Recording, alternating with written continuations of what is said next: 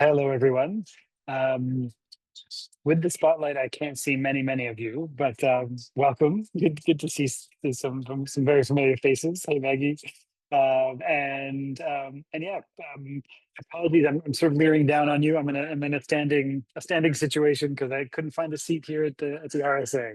Um, but really pleased to be with you guys on day one of Global Entrepreneurship Week, and thanks to Danny, Angie, and Odette for all the work in getting the various sessions set up, and looking forward to more of that. And yeah, as the title says, this is a Q&A, so I don't have slides to kick us off with. I'd love to kind of hear what you guys are sitting with and where your energy is, and then we can take it from there. If you have specific questions, fire away.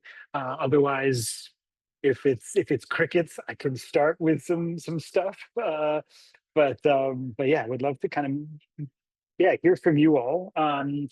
Why you're here, and what are some yes, where your energy is, what are the questions you might be holding. So if you're comfortable coming off mute, please do. Would love to hear your voices. If not, or you're not somewhere you can do that, feel free to pop it in the chat. And I don't know if I'm trying to see how many we are, if a round of interviews makes sense. Yeah, I suppose maybe we could do that.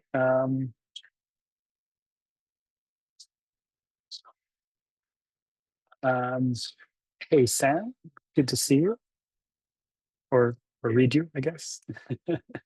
I mean, we're not very many, so why don't we, maybe if we're comfortable with that, let's just do a round of intros.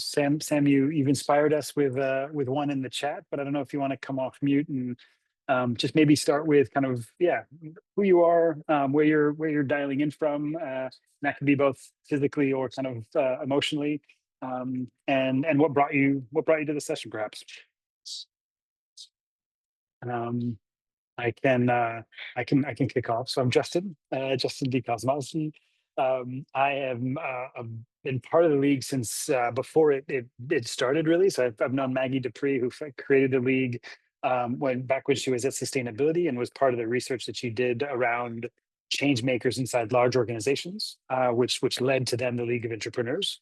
And a lot of my work today is with entrepreneurs inside organizations, helping them helping them understand issues, new markets, and situations better, helping them accelerate their work with support, and also on sort of measurement and evaluation work. We do a fair amount of that. It's helping make sure that learning element is part of how we're understanding the work that entrepreneurs are doing inside their organizations.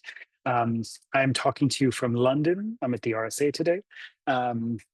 And just came from a fantastic event this morning with a bunch of local, West London local community organizations that we've done some work with a funding body there, and that was really inspiring to be close to where impact is happening. So I'm coming in with kind of a pretty full heart today.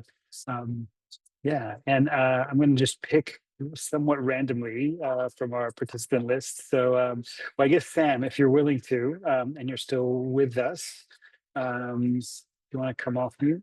It looks like you've dropped off. Maybe I scared you away, I'm afraid. But then let me go with Maggie.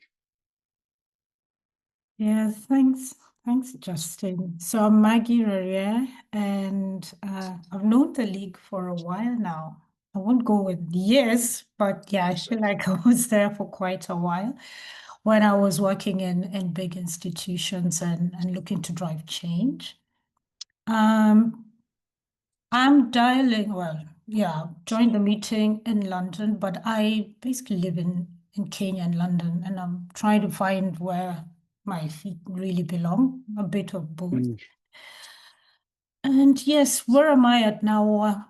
At this place where there's a sort of a opportunity for change in my trajectory. I'm not currently working in any organization, and I'm using this time to really think about what my next phase of leadership and learning will be. And just looking at how do I integrate more purposeful leadership, not just in the organization that I'm seeking to be in, but how I do it in my principles. And the theme of regenerative leadership is something that's really playing a lot in my head. So I'm looking forward to that. Fantastic. Thank you, Maggie. Gladys, are you able to come off mute? Yeah. Hi, Justin. Hello. Hello. Hello. So I'm Gladys Ngweno from Nairobi, Kenya. I am an intrapreneur within a large telco company, but I'm also an entrepreneur. So I get to wear both hats and see how that goes. Definitely, I need to tap into lots of sources of energy to survive. I'm currently working on the intersection of technology, climate, and social equity. It's sort of like a convergence of all the experiences I have, and I feel all these three areas brought together can have a bigger impact. So really happy to be joining you in this Q&A and mentorship today. Nice. All right. I feel like I have to make a plug for the Action Fellowship. So yeah, if you don't know what that is, yeah, follow up with me or with any of the Danny or any of the team. Thank you, Gladys. Kathy, are you able to come off mute? And apologies if I've mispronounced that. No, that's correct. It's Kathy. Good morning, everybody. My apologies for no camera, but I didn't know what to expect. I just thought I was coming No on. pressure. So I am based in the US primarily, but I go back and forth to the Caribbean a bit, where I'm from, Trinidad. So at present, I'm not with any company, any organization. I only learned about the League of Entrepreneurs maybe a year ago, a year and a half thereabouts. And it just really spoke to me. Like I was like, oh, there's a word for how I function when I'm at work. Okay, it's legit. It's not just me being extra, wanting to like take charge and make things happen within the org. There's actually a word for this and a way of functionality. So that is what really drew me in the first place. And then so right now, where I am work-wise and mentally, I really am all about like regenerative partnerships and helping organizations find those partnerships that really just heal and kind of like transform some of these systems that have been so extractive for such a long time. So I recently came across Climate Power, and they had a position that talked about campaigning and doing political work, campaigning in the community to get people, instead of just around a voter or a politician, getting them really activated around particular issues in their community. And that kind of excited me. So I really am just here with an open mind. I saw something about the fellowship, definitely want to look into that.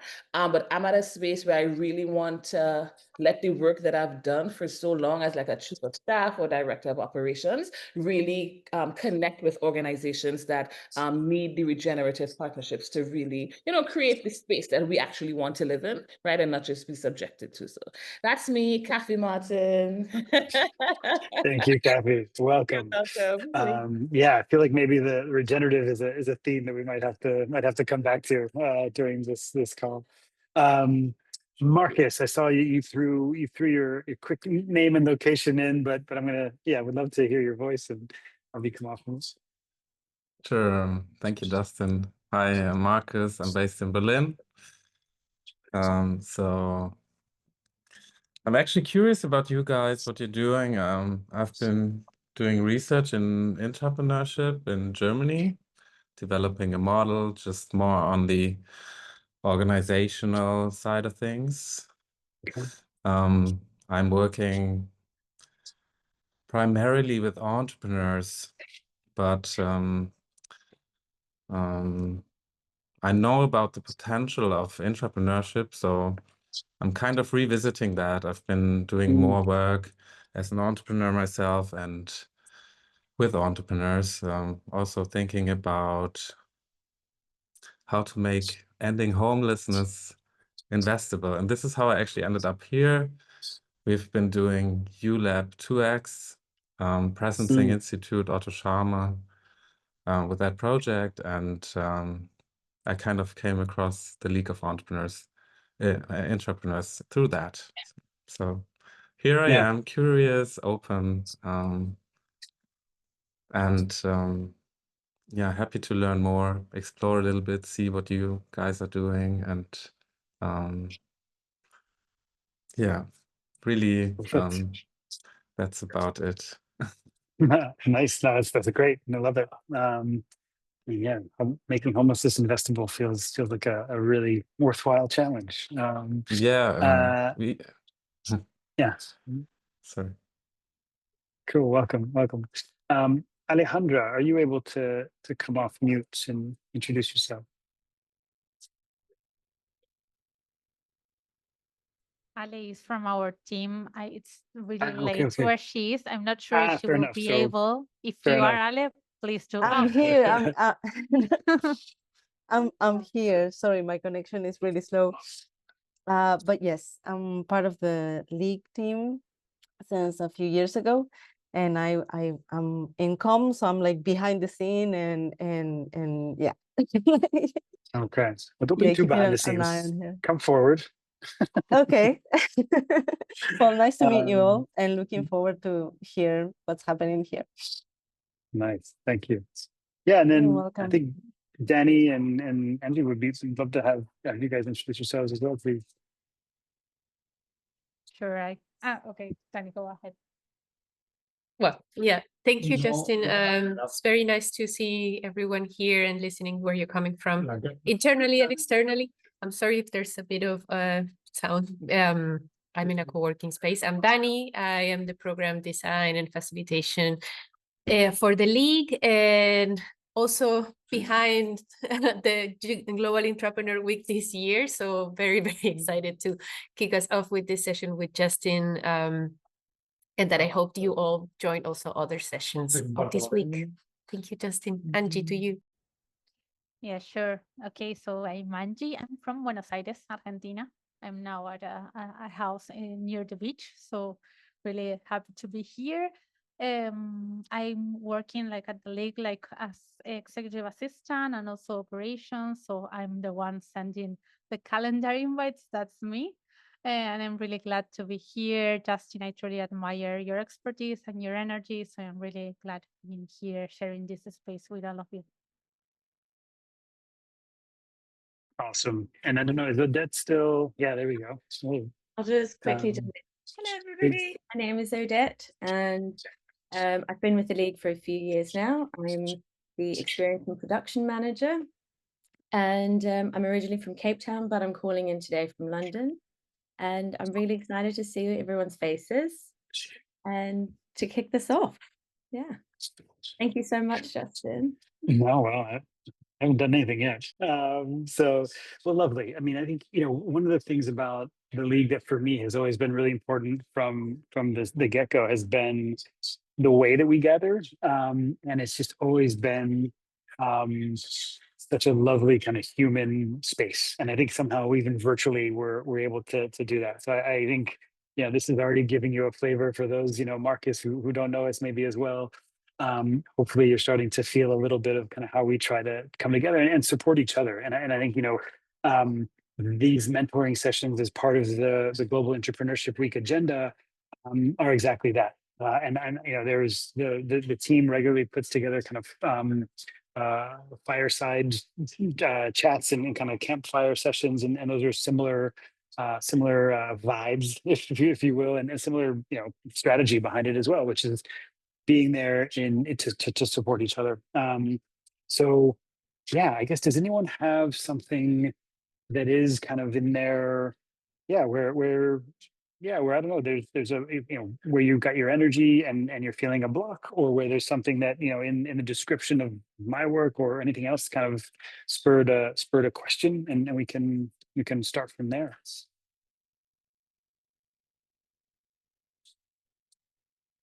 And we can, I guess, I mean, if there isn't a burning question, two of you, we're talking about kind of regenerative leadership, regenerative partnership.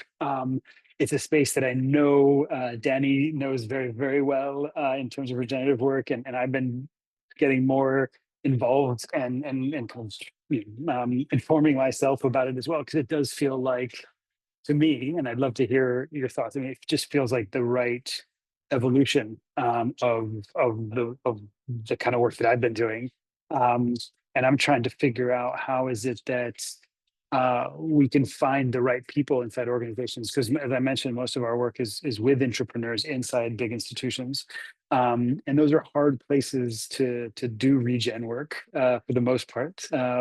Some, like Nestle, have targets around it, and so there are elements of their procurement teams and their farmer engagement teams who are very, very focused on it. But in so many other organizations, it's challenging. But yeah, I would love to hear, I don't know, either from Kathy or from Maggie, like where you're seeing that emerging, and preferably, yeah, we can start from any direction where you're seeing those kind of sparks of regenerative work, out there. Justin, on the spot, put me on the spot, but I'll say, actually, maybe not seeing it is one of the areas that is questioning, or rather, sitting with this inquiry of saying, even in organizations that are designed for social good, there's still quite a lot of extractive mentality, and I guess an opportunity to see where can we pick up regenerative practices, what can we learn. And I'm one who's drawn to nature and the whole space of biomimicry, and just wondering how can we, in the space where we're at, where okay, we're saying we're going to be good environment stewards, etc., but what can we, besides protecting it, how can we learn from what happens in nature? Because a lot of the work that I've been exposed to somehow interacts with the external environment and the communities that are within the external environment. And looking at it from a very one-sided dimension of is perhaps not solving everything. And so I'm just questioning and having this moment out of the system to think, was that the best way? Is what can be done better? And when I go back, how will I make it a different approach? Yeah, I think that resonates massively. And the thing I've realized I need to work on is the quality of my questions. And I think as I've been getting closer to doing regen work, I feel like I've been dabbling and doing it in other guises for a little while, but it is that I think that is so critical, because I feel I get kind of frozen up when, as you described, you kind of take on like, okay, well, it's got to solve everything, and it's a system solution, and you just you can get so overwhelmed. And so I think often when I'm feeling that, or I sense clients getting into that space, it's the kind of questions you can ask that start to just bring it down back to like the core of like, okay, what are we trying to do? Where are we working? Who are we working with? And just kind of asking some of those those multiple why questions does help to starts to ease that sense of overwhelm, and which I find can be quite paralyzing at times. I don't know if anyone else feels that as they're doing this kind of stuff. Kathy, I mean, you were mentioning regenerative partnership. How are you seeing that in your practice? Yeah, I think similar to Maggie, I don't see it like actually happening just yet, right? I feel like the nonprofit organizations that I've worked for recently, I'm talking about it through the funding lens as well as like the programmatic lens, right? So from the funding lens, there's been like, nonprofits, really, are constantly in need of money. So oftentimes there may be a huge foundation, or a funding source, and they talk good, they sound good, like, they have a large amount of money, and the organization is like, yes, yes, yes, I want it. But, and they may get into a relationship, and then when you have, and everything may be going well, right? They may, disperse some funds, and everything seems to be going well. But then when the slightest hiccup occurs, and I'll use the current U.S. administration as like a hiccup, right? Like when they a slight hiccup. A slight, right? When they have a change in energy or a change in tone, and organizations, the funders, sense that they may now either become targets of the administration, or they may become subject to some unfavorable policies because of who they've chosen to support, they're backing out of their funding promises, right? And then nonprofits are left struggling and with significant gaps. Like there's an organization I'm aware of that's been left with an $11 million gap, and as a result of that have had to lay off a significant portion of their staff. That changes not just the employees' lives in terms of their personal situations, but it affects the actual functionality and deliverability of the organization, what they set out to do, how they're able to do it. Programs have to get cut and all of this. So when I look at that and I think about these funding relationships, they still seem to have an extractive type of tone, right? It's like, I'm giving you this money, I expect this performance. If I'm jeopardized in any way, I'm backing out. So I feel that these partnerships and these funding partnerships need to be more regenerative, where the funder as well as the recipient, they both understand that what they're doing together is healing work, because that's what regeneration is about, right? It's about healing. It's about changing the trajectory of certain things. In some ways, that's part of it. And I feel like if that was a more discussed, overt part of the conversation from the beginning, saying why we're entering, even to say, oh, I'm taking this money from you for my organization because of X, Y, and Z, and really just continue to have that be a highlight in the conversation.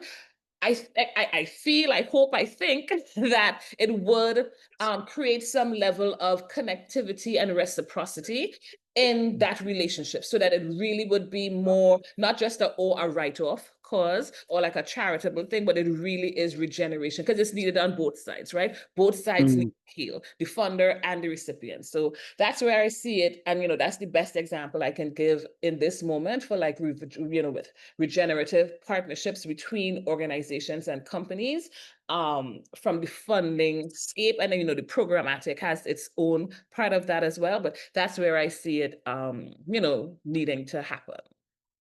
Yeah, no, I love that. And I think there's an element there of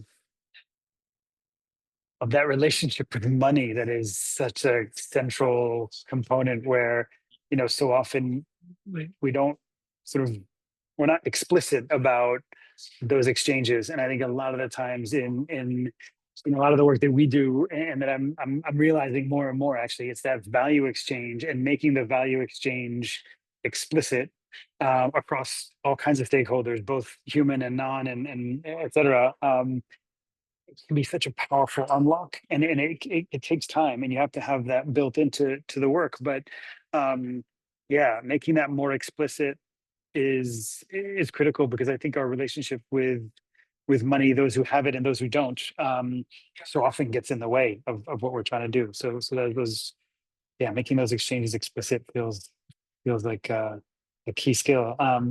There was also something, and you were talking about partnership, which for me, I think also resonated with, I think that is one of the superpowers of intrapreneurs, of, our ability to build partnerships for the organizations that we're in, but to organizations outside of them, outside of our sectors, within our organizations, across silos. Like I think, the entrepreneurs that I know are some of the best actors working across silos, and being able to build bridges within their organizations and connect dots, and work very often very intuitively, as systemic change makers.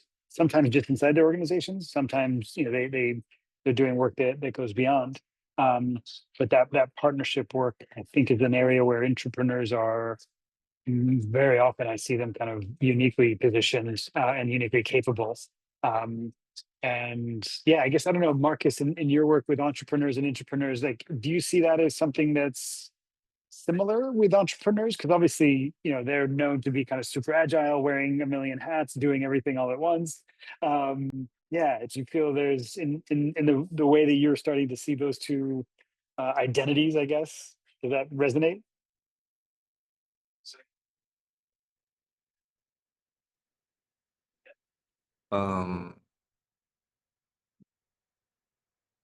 If I'm honest, I wasn't that resonating Fair. just before. Yeah. mm, Well, I guess then where do you see similarities or differences between the intrapreneurs and the entrepreneurs that you're working with, or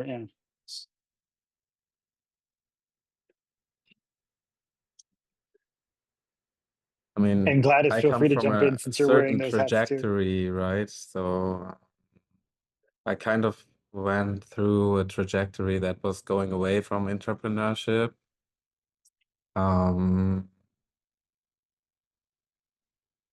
Kind of losing a little bit of my belief in it due to, the very structure of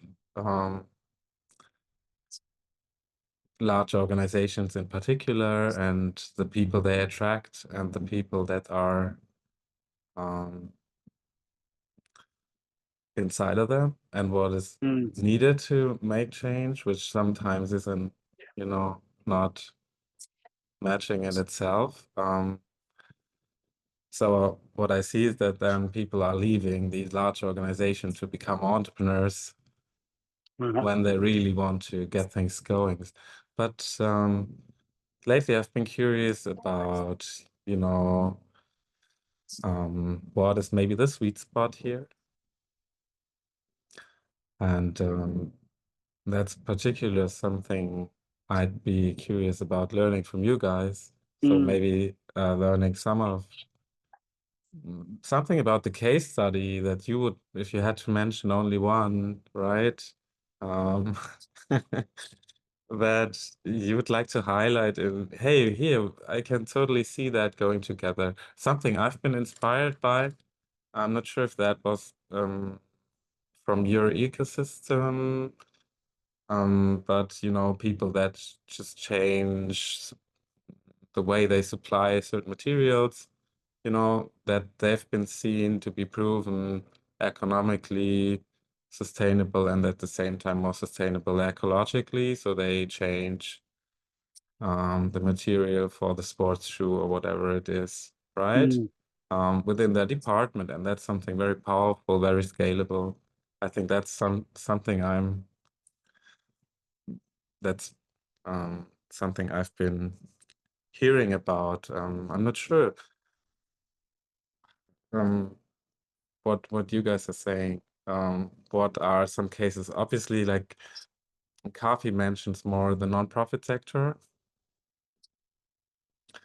I think the challenges there are just very different from corporates in the classical sense, right? So I Yes and no. I mean, I think once you get human beings in one organization, so the organizational challenges are quite similar. And the league has done some work with in social sector organizations, that the challenges of entrepreneurs trying to bring change and innovation inside big social sector organizations are very, very similar to those inside companies. But someone else was going to jump in. Yeah, I was gonna say I really relate with Marcus' point on the challenges in large organizations. It's definitely a journey of a lot of resilience and hope. And for me, I think that's why I went parallel immediately in our agile transformation. I also went the entrepreneurship side on the same topic. For me, it was to draw inspiration from one and just implement in the other, just to see whether I'm still sane in all this. and really offer that outside-in approach with the challenges I was facing internally. But what really helped is things you mentioned, like one, coaching. Coaching really came through because it offered possibilities in areas that were complex, by really just opening up, creating those spaces to ask those questions and trusting the process to offer solutions, even when it seemed tough. And the other one was an internal community of change agents, because when you're in the same challenges together, there's this comfort that you're not alone and you can share and you can learn across. So that was the other thing that was interesting. Drawing insights from entrepreneurship, I do attend the venture capitalist sessions with the founders and the clients. And it relates to what I think Kathy was saying on regenerative partnerships, the kind of partnership you would have. It's the same. So some of those early stage startups and the level of risk involved for capitalists to want to invest in them. So it's always high risk, and they compare this to, is the work meaningful, and whether they know, even as they're investing in this, it may work or it may not work, but someone has to have that faith, because again, it's from such generation of ideas. That's where real innovations come from. So I think we could draw some lessons from that, even in what we're trying to do in regenerative leadership and practices as well. Yeah. Yeah, Maggie, please. Yeah, I just wanted something you started speaking to, and then we may have just left it a bit on the side, is what Marcus was saying about, what you see in the nonprofit and what you see in the private sector being different. As somebody who's worked across both, spent significant time in private sector, spent time in the nonprofit, what you were saying, Justin, the organization challenges are the same in terms of resistance to change. In the big organized, in the multinational, it could be many forces that are coming your way, but a lot of it is fear of losing profits. For example, we're going to invest in this and it's going to take away time, it's not going to give us our shareholder value, etc. In the nonprofit but this is a system we've always worked with. Why are you trying to jeopardize it? So kind of hanging on to what's there because it's been known to work. And of course, now what's happening with the US government cuts and just general cuts is creating a moment where organizations even the social and the nonprofits are beginning to question, and some of that work that even as I'm out of the organization I was in, I'm still supporting them in accepting possibilities of working better with private sector, because that's always private sector is going to be extractive, is not going to want to do philanthropy. But in the spirit of regenerative partnerships and building symbiotic relationships, it's been an openness about what you can hope to get and give, so that each sees the mutual beneficial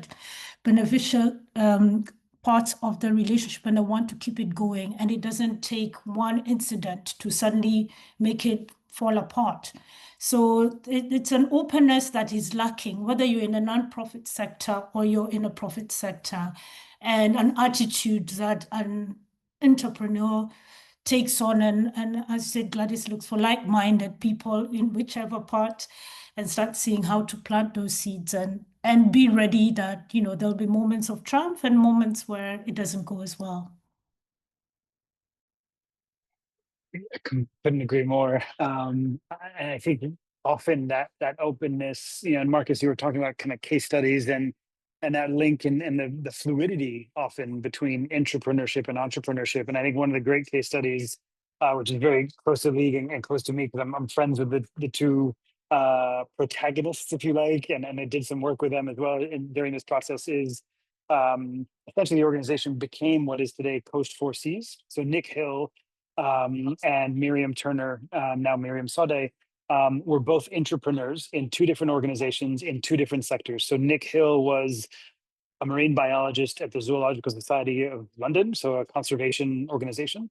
And Miriam was heading up innovation at Interface, a carpet company. So not an obvious pairing, but she was looking for recycled nylon, a very pure type of recycled nylon to put into carpets. Nick was working on marine conservation in the Philippines. And one of the big problems that they faced, especially in coastal communities, were ghost fishing nets, which are fishing nets that are disused and not properly disposed of, just thrown into the sea. And essentially they go on catching fish, they catch on coral, other fish and seabirds then try to eat the fish that are inside the net. They get caught up in the net. So they're extremely destructive. So Miriam and Nick had met at university and came together and were able to create a precursor to Coast 4 Seas, which was called Networks. That was really focused on how do we get these disused ghost fishing nets out of the seas, get enough of them gathered that we can ship them to a supplier of interfaces in Italy, who then can make virgin grade nylon from these, and that they got up and running.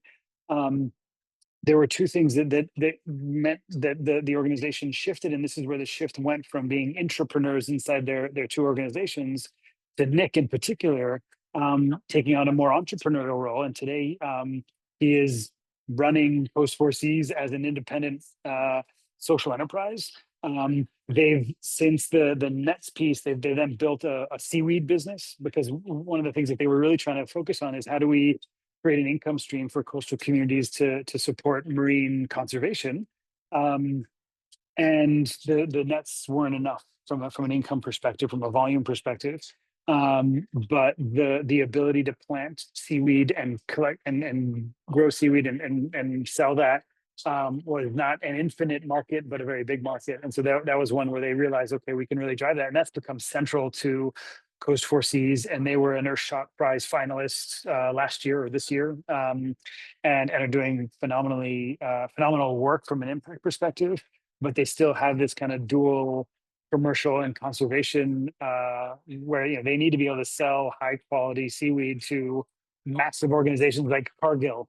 And there was another entrepreneur at Cargill who Nick and he ended up kind of working together and developing it. So I think that ability for entrepreneurs to find each other, to be open to those opportunities, and then a little bit, as Gladys has been saying, kind of also morph between identities of, okay, today I'm working from this big organization, but when that big organization cannot or will not push this mission, and you've got the confidence and the ability to take it on as an entrepreneur, it's not a wild shift in a lot of cases. I mean, Nick might disagree with me. He's got the gray hair to show for it, not me.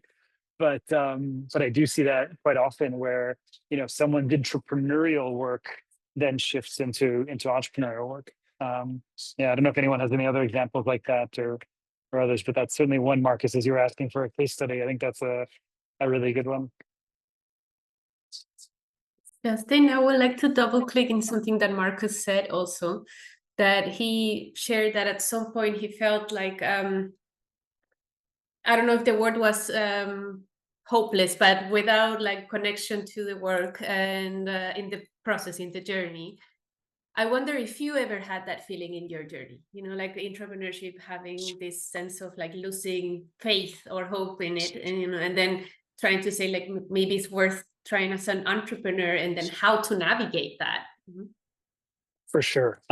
Many times. And I think, I've sometimes described it as like you kind of dance with the devil. And I do think that these big corporate structures are phenomenal at some things. And as we know, extremely destructive in so many ways. And so, I have at various times questioned whether I was just, putting lipstick on a pig or, whatever expression you want to use. But yeah, kind of helping organizations do a little bit of good over here while the primary engine was still creating, a whole lot of destruction and pain for a lot of, and I think that's something which I know so many entrepreneurs grapple with on a regular basis. And I guess for me, as I've looked at like, well, how does change happen? it always starts small, and it always has to go somewhere. And yeah, the majority of my initiatives, both when I was working inside companies like SC Johnson and Puma, and Ovo Energy,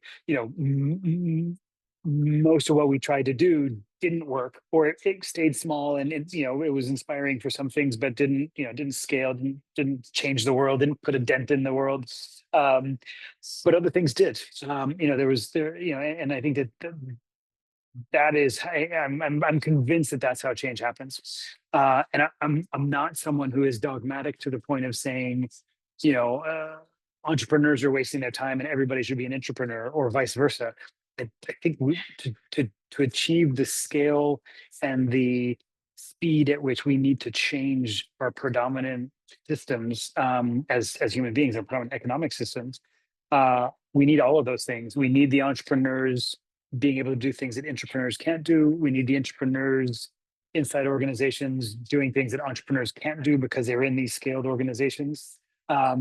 So and I'd be happy to be challenged on this, but I mean, I've justified, and I do believe in, working with and inside large organizations.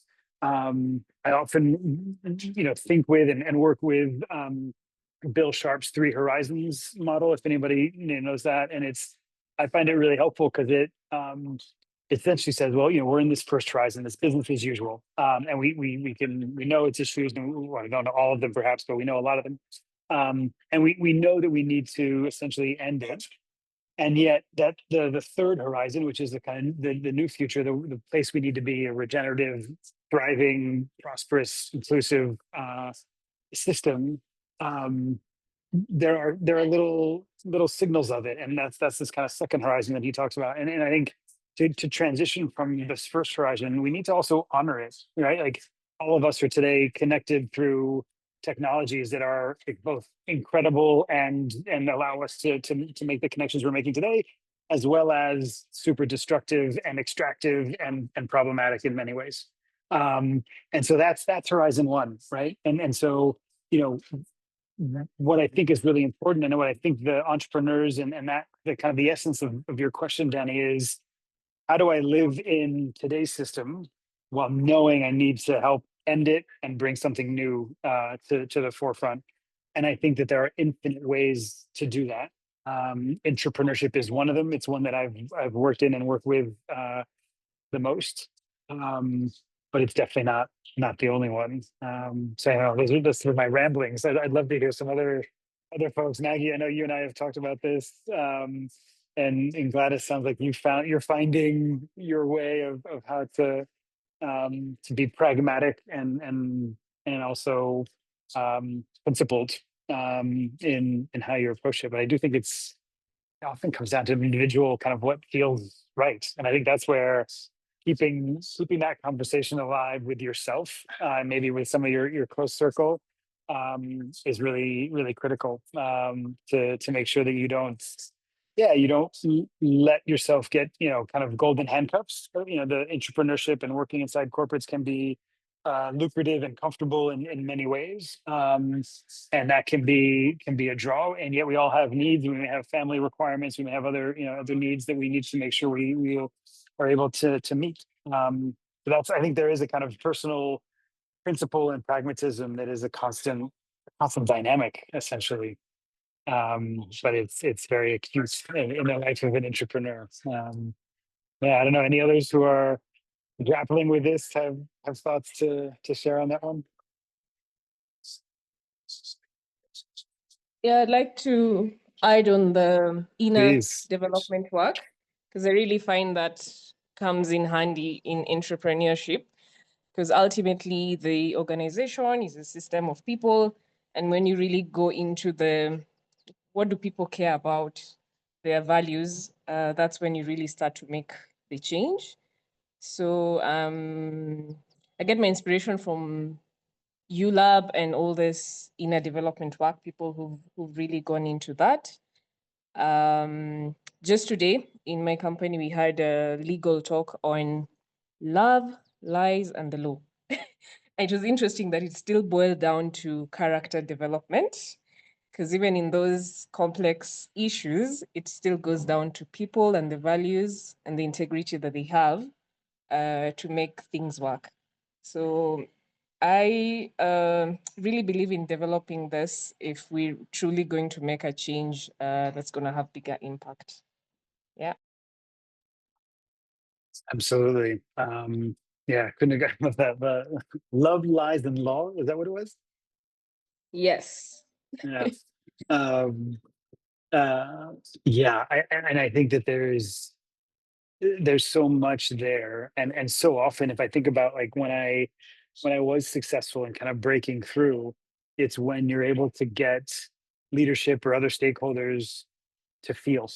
It's so rarely that an Excel model or a PowerPoint presentation that doesn't, very well built to create feeling really breaks through. And I think that's something which, from a communications perspective, from a storytelling perspective, and from a just how do we engage with each other and with our stakeholders, is super critical, because that's when I think change really lasting change occurs. I think PowerPoint, Excel, et cetera, they all have their roles to play. But to really change somebody's mind, somebody's heart, and to get something to really click in a long term, in a long term way, it's so often on the key to that is emotion, and that sense that somebody gets really connected to something, to a project, to an issue, to a place, whatever it may be. Yeah. Thank you, Gladys. Appreciate the inputs. I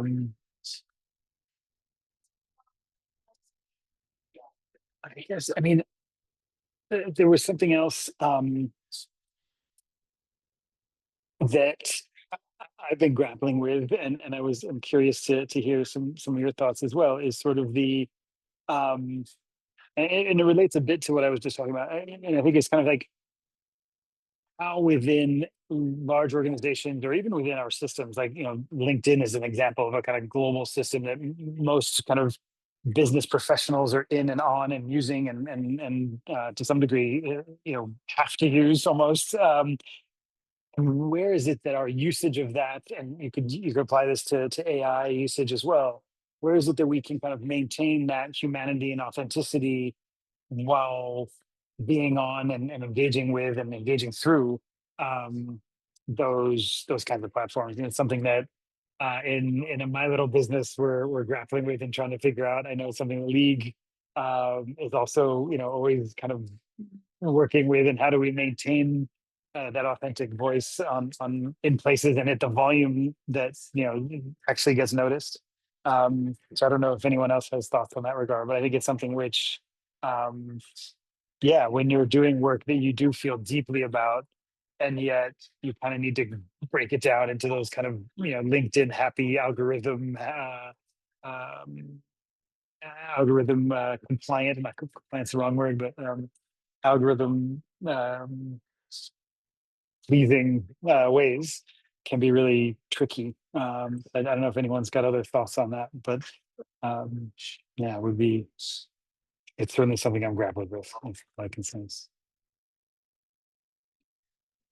I think what's coming up for me as I listen to you talk is authenticity, right? And as Maggie mentioned, the character of the people, and you were talking about, when you actually get them at that emotional level, I think that happens when there's a level of authenticity in your communication. And so even as you were talking about, and I've you think about it as well, especially if you're not somebody who wants to be on social media, but that you have to participate in order to get your point across, or get your voice heard, or be seen, and all of these different things. You think about it, right? And then I also, like, another thread that loops into this for me is the conversation about money, right? Again, like you were saying, the funders, I was saying the funders and the recipients, and you were saying the haves and the have-nots. And I think there's a chat coming up that says about dilemma of money, right? And I think, even as this conversation was happening, it just came into my mind, like, why does it always come back to the money, right? Because that's been made like the thing that we need to function. Money has been made like the tool that we need to function. So everybody is always, and you have to, because, you need to take care of the things you need to take care of, but money always seems to be like the driving force. So as I was just thinking, I was like, so if you move money out of the equation, then what do you have? And I think if you move money out of the equation, not in a neglectful manner as though it doesn't matter, because it does, and we have to be pragmatic, like you were saying, I think that moving it out of the primary focus, though, and understanding and trusting, right? Like, because we trust the process in things, trusting that, the money will come as a result of the authenticity. The money will come as a result of the true connections formed around shared purpose. The money will come as a result of that. And again, not in a naive, optimistic, idealistic, skip through the daisy field type manner, but just really knowing that when you're authentic and you let your authentic voice shine in your, your short LinkedIn friendly posts or whatever it may be, that the people that, because, all right, so this is, on the intangible piece, the frequency wave, right? Because as we use LinkedIn and even as we're on Zoom, this is an intangible frequency that is bringing this platform together. So the intangible frequencies exist. So trusting that when you put your authentic voice out there, it is going to find that correct frequency, and the people who vibrate on that frequency will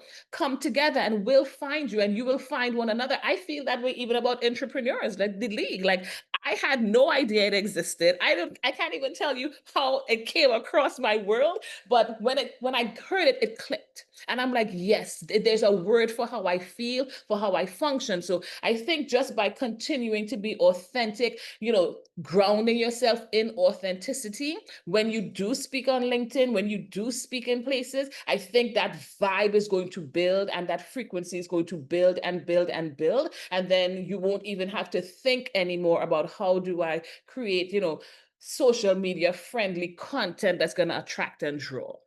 Right? And then how does the money flow out of that? Because people put their resources and people find resources, and resources come. Resources is another thing that flows on that intangible wave as well. So I think if we could kind of like put the money focused behind and focus in the authenticity, I think the vibration is going to bring into us like a wave in an ocean, the things that need to come. Right? And it will take out the same way the things that's my thought. I'll stop rambling now.